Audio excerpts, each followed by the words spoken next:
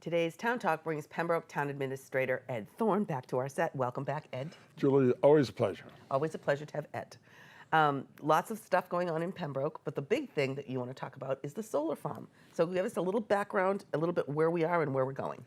Well, it's a couple years in the making. We had reached a power purchase agreement with SunEdison a couple of years ago.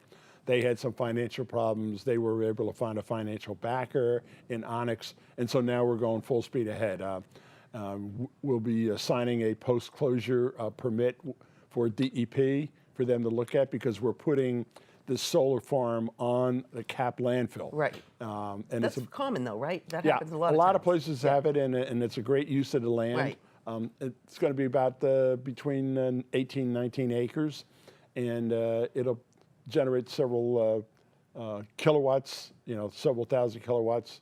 And I don't exactly have it right at the tip of my fingers, but we'll probably start construction on it in the month of December. Next month. About 6 months, it'll be completed.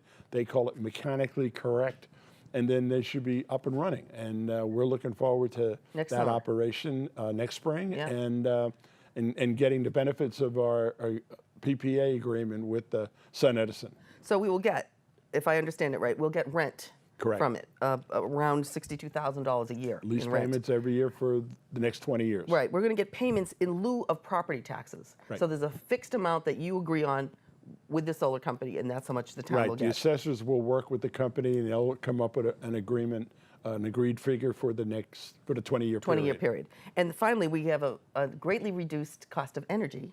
Yeah. For all our our buildings. Right? Yeah, we will use 100% of everything that's generated on the site, and all of that is generated there will account for about 80% of all of the electricity that school buildings and town buildings will use in any given year.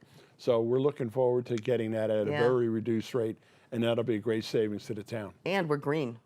That's one of the most important parts. Absolutely We're right. green. Okay. Absolutely. Now talk to me about the 2018 budget. It seems crazy that we're talking about that, but you're already going to start to work on that. Well, these things, they creep up on you pretty fast, and here we are in November, and next thing you know, we're going to be in 2017. Yep. And our fiscal year starts on July 1st, 2017. Yep. So, and we're looking at a 3-year projection this go round. Usually we just try to send out our projections about a year in advance, but the town accountant and I, Mike Buckley, are looking at asking the department heads to come up with some ballpark figures for a 3-year project, and give us an idea about what we can do. So now, one thing that's a huge budget item, if I'm correct, is the health insurance. That's correct. And all the town employees, and that includes the employees that work at the schools, CPW, town hall, police and fire? Correct. Okay, so everyone who works for the town they're eligible from this pool. Absolutely. Okay, and it's not regular Blue Cross Blue Shield. It's your own. Well, not at all. I mean, we offer the Mayflower Health Group that we are a member of, along with 37 other entities, offers Blue Cross Blue Shield, Harvard Pilgrim. Oh, so you offer that through the Mayflower. Yeah, we have a nice little menu out there for everybody to look at, and they pick. Now, a couple of years ago, the selectmen adopted the Health Insurance Reform Act, and so we were able to limit some of the programs that we offer. It was a reduced savings, for the employee and for the town itself. A little bit higher copays, a little bit higher office visits, but it still was a pretty good deal for the town, and that's programs that we offer right now. Okay, and it's expensive, because if we have a $61 million budget, for example, it's almost 7.5% of that budget goes to health. Yeah. So when we go up 10%, that's a lot of money that we have to find. If we have a couple $1 million in free cash, I mean, you can see $500,000-600,000 is eaten up by health insurance right off the get-go. But quality health care is incredibly important. Well, it is, and it's a great perk for our employees. Yeah, it sure is. They get it for anywhere between 17 to 25% of the premium. That's great. Depending on what the collective bargaining unit they're in. That's great.